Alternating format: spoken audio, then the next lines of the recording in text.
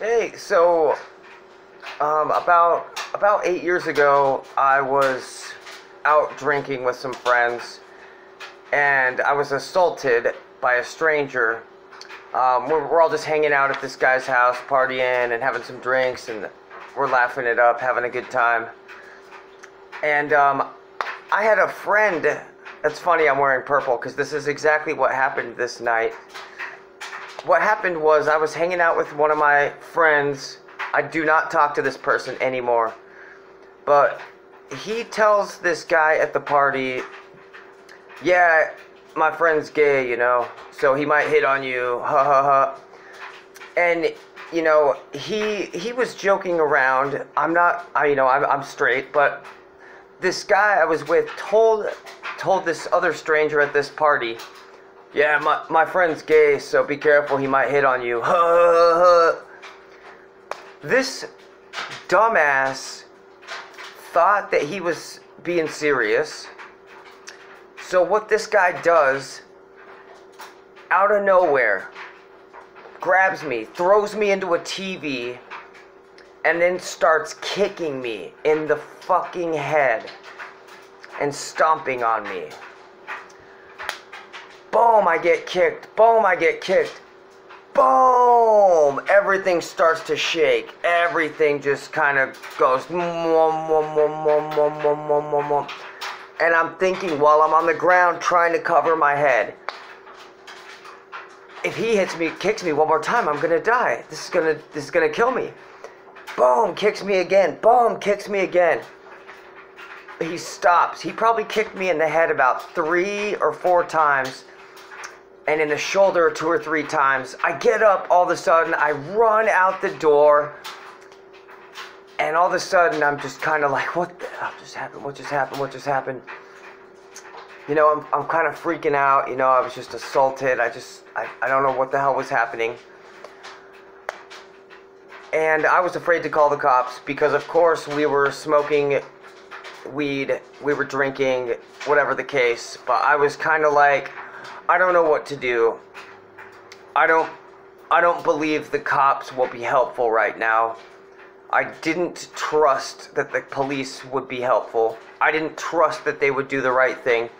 A part of me was afraid to call the cops because I thought they would say, well, you were smoking pot, huh? We're gonna take you with us too. I didn't trust the police to do the right thing in this situation. So, wow. I don't talk to that person ever again. I don't talk to them ever again. And so, the next day, of course, I went to the ER. And I had a bruise over my temple, and my head was swollen. I remember it made me feel sick to my stomach, because I had his shoe print on my shoulder, on my skin. There was a shoe print, the pattern of the bottom of his shoe engraved in my shoulder. Made me sick. I remember all night I was up. I didn't want to sleep. I didn't want to fall asleep. I felt like my brain was bleeding or hemorrhaging or something. I felt if I went to sleep I would die. I had a terrible headache the next day. My head was swollen. Oh man, it was just so insane. And I had some major PTSD problems after this. I was just kind of spacey. I was just kind of in shock for quite a while, and I was just kind of confused and just felt terrible. I didn't think anybody was able to do this. I didn't really think a stranger could do that to another stranger. So I was just very, very, very confused and very hurt and traumatized. And from then on, I've just always kind of been like afraid of or skeptical towards uneducated, violent, hateful people. Because I know that they can fly off the handles now, and I know that they're capable of evil things. So since then, I've just kind of been a little uneasy and a little bit uptight around, like, I don't want to say thuggish people, but hateful, uneducated, angry people. I'm very skeptical towards now and just kind of uneasy.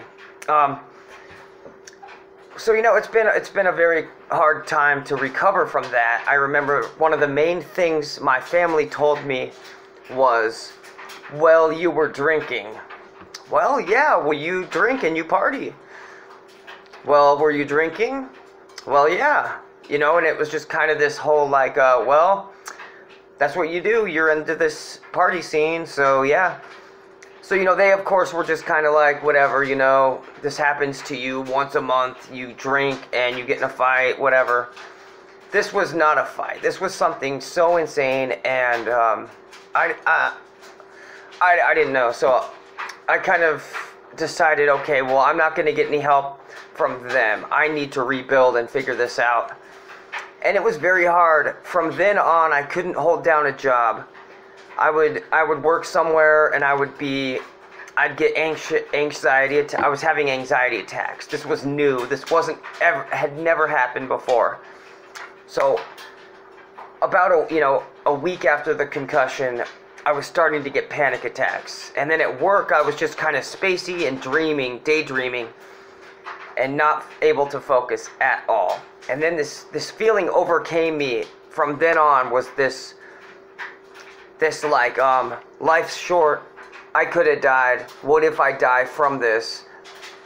And it was hard to focus at work. It was hard to focus on cooking. It was hard to focus on clocking in and cleaning things and making cheeseburgers and fries for people and cooking steaks for people. And I was kind of like, this is worthless, this doesn't matter, why am I doing this? Life's short, I should be exploring. Life is so crazy. Why am I at work right now? And it just, in the future, of course, I had some suicidal issues because of this. I think it's because of that. I had low energy and energy issues, focus issues, attention issues. I think it really affected me mentally, physically, and it just really changed me, and I've never been the same since. So I started making these weird habits. I didn't have any energy, motivation, inspiration. I didn't care about anything. It was hard to engage myself and to be a productive member of society. It was hard to be productive, hard to get anything done and focus, and so I started to drink a lot and use opiates a lot. So, nothing really mattered to me, so I was just kind of drinking and numbing out. And then, it's been like five or 6 years, so I was kind of sick and tired of it, man. All of a sudden, I was like, every couple months I would lose everything. My job, where I lived. I was drinking a lot and then acting like a very negative, toxic person. It literally made me become this toxic, sad, bitter person. And I was so sick of everything, man. I was losing my job. Doctors weren't helping me. I was in a hotel room, living out of a hotel room weekly, and working at a job for a week, and then a job for a week, and then a new job for a week. I couldn't hold down a job. People were rude at work, and then I'd quit. I don't need this. Life's too short. And I just wanted to numb out. And nobody wanted anything to do with me. My family wrote me off. Everybody wrote me off. And I never really came back from that until about 2 years ago. I tried medical mushrooms. Medical magic mushrooms. Psilocybin mushrooms. So what I did was I took about two grams of mushrooms, and I turned off my phone, and I went out into nature, and I just was able to focus. It opened up my brain, and it helped me look at my life. It helped me examine my life, and it helped me examine my behavior. It helped me see. And I remember the feeling I had because I thought to myself, whoa, I'm becoming a loser. I'm turning into a loser. I don't have any goals. I'm not good at anything. I'm not making money. I don't eat properly. I'm not artistic. I'm not learning. I'm not growing. I wear clothes with cigarette burns in them. I dig in ashtrays to get cigarettes. I get cigarettes off the ground. I smoke a pack a day. I drink coffee. I have anxiety issues. I don't feel good about myself. And I realized that I was going to just kind of be a bitter, broken person. And I was just going to be treated as a mentally ill, broken person. And when I medicated that day and I saw all this, you know, it felt like it turned on parts of my brain that I wasn't ever using. It felt like it turned on parts of my brain that have never ever been used. And yeah, it's you know, we're in default mode network, and psilocybin mushrooms and psychedelics turned that mode off. They turned the default mode network off. And that's the network mode, that's the mode we're always in. You know, bills, work, food, relax, warm, water, being, you know, trying to be attractive to other people, trying to be nice to people, what am I going to do today, scheduling, work, yeah.